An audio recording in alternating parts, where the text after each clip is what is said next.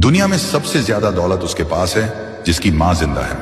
Number 2, लबों पर उसके बद्दुआ नहीं होती, बस एक मां है जो कभी खफा नहीं होती। नंबर 3, मां बेशक पढ़ी लिखी ना हो, पर दुनिया में हर जरूरी बात हम मां से ही सीखते हैं।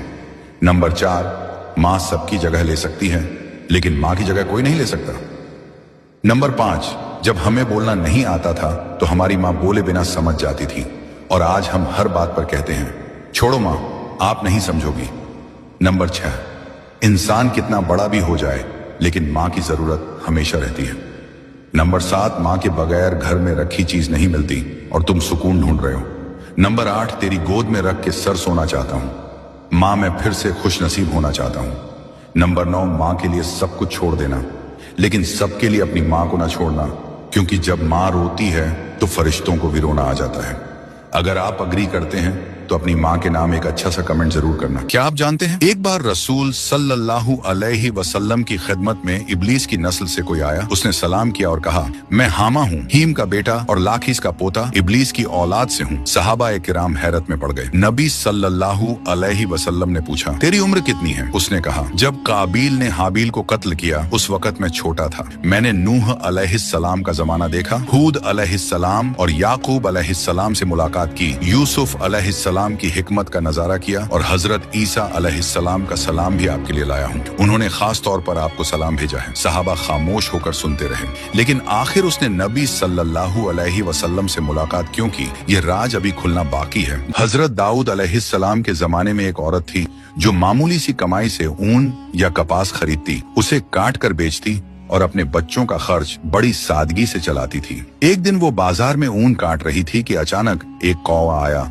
ऊन का एक टुकड़ा उठाकर उड़ गया। औरत गुस्से और परेशानी में हजरत दाऊद अलैहिस्सलाम के पास पहुंची और सारा माजरा सुनाया। हजरत दाऊद अलैहिस्सलाम ने फरमाया, यहीं बैठो, मैं तुम्हारे मामले का फैसला करता हूँ। उसी दौरान कुछ लोग कश्ती में दरिया पार कर रहे थे कि कश्ती में एक छोटा सा छेद हो गया, डूबने का खतरा पैदा हो गया। वो अल्लाह से दुआ करने लगे कि अगर हम बच गए तो एक फकीर को 1000 दीनार देंगे।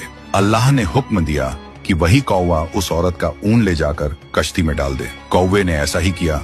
लोगों ने ऊन से छेद बंद किया और बच गए। जब वो लोग किनारे पर पहुंचे तो सीधा हजरत दाऊद अलैहिस्सलाम के पास आए, 1000 दीनार पेश किए और सारा वाकया सुनाया। हजरत दाऊद अलैहिस्सलाम ने वो दीनार उस औरत को देकर फरमाया, ये है अल्लाह का अदल और हिकमत। औरत ये सुनकर खुशी से रो पड़ी और समझ गई कि अल्लाह से बढ़कर कोई इंसाफ करने वाला और बंदों का भला चाहने वाला नहीं। सोचिए, अगर किसी कब्र से खुशबू आने लगे तो क्या होगा? 2 भाई रोज अपने वालिद की कब्र पर आया करते थे। एक दिन अचानक एक भाई बोला, भाई ये कैसी खुशबू है, क्या तूने इत्र लगाया है? दूसरा बोला, नहीं, मुझे भी खुशबू आ रही है। उन्होंने गौर किया तो देखा खुशबू पास वाली कब्र से उठ रही है। वो दोनों हैरत में पड़ गए और वहां सफाई कर रहे एक लड़के से पूछा, भाई इस कब्र से खुशबू क्यों आ रही है? लड़का बोला, ये मेरे वालिद की कब्र है। दोनों भाइयों ने कहा, क्या इनके कोई खास अमल थे? लड़का आहिस्ता बोला, मुझे ज्यादा नहीं मालूम, हाँ इतना जानता हूं कि मेरे वालिद को कुरान पाक से बहुत मोहब्बत थी। वो पढ़े लिखे नहीं थे, लेकिन रोज कुरान खोलकर उस पर उंगली फेरते रहते। इतना सुनते ही अचानक नजारा बदल गया। भाइयों को यूं लगा जैसे दीवार हट गई हो, और उन्होंने देखा कि कब्र के अंदर बुजुर्ग कुरान पाक की तिलावत कर रहे हैं। कब्र नूर से जगमगा रही थी। बुजुर्ग ने मुस्कुराकर कहा, बेटा, जिसने कुरान से मोहब्बत की, अल्लाह उसकी कब्र को भी रोशन कर देता है।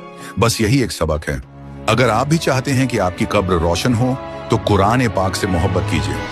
तुर्की के खलीफा सुल्तान मुराद की ये आदत थी कि वो भेस बदलकर अवाम में निकलता और उनके हालात का जायजा लेता। एक रात उसने अपने सिक्योरिटी इंचार्ज से कहा, चलो कुछ वक्त लोगों में गुजारते हैं। वो शहर के एक किनारे पर पहुंचे तो देखा कि एक आदमी जमीन पर गिरा पड़ा है। सुल्तान ने उसे हिलाकर देखा तो वो मर चुका था। लोग उसके पास से गुजर रहे थे जैसे कुछ हुआ ही ना हो। सुल्तान ने आवाज दी, इधर आओ भाई। लोग जमा हो गए, मगर सुल्तान को पहचान न सके। उन्होंने पूछा, क्या बात है? सुल्तान ने कहा, ये आदमी मरा पड़ा है, किसी ने उसे क्यों नहीं उठाया? ये कौन है? इसके घर वाले कहाँ हैं? लोगों ने कहा, ये बहुत बुरा और गुनाहगार इंसान था। सुल्तान मुराद ने कहा, क्या ये उम्मत मोहम्मदिया में से नहीं? चलो इसे उठाते हैं और इसके घर ले चलते हैं। लोगों ने लाश को उसके घर पहुंचा दिया। जब उसकी बीवी ने शौहर की लाश देखी तो रोने लगी। लोग वापस चले गए मगर सुल्तान और उसका सिक्योरिटी इंचार्ज वहीं रुक गए और औरत का रोना सुनते रहे। वो औरत कह रही थी, मैं गवाही देती हूँ, बेशक तू अल्लाह का वली है और नेक लोगों में से है।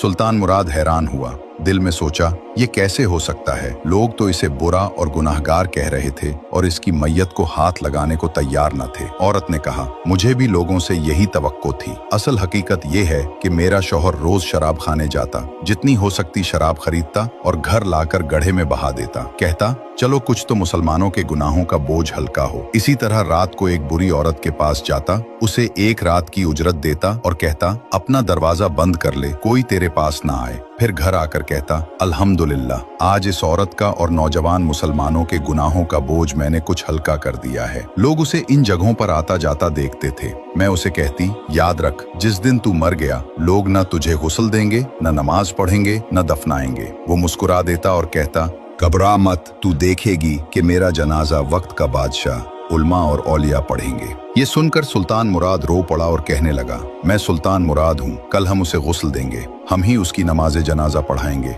और हम ही उसकी तदफीन करवाएंगे। चुनाचे उसका जनाजा बादशाह, उल्मा, औलिया और कसीर अवाम ने पढ़ा।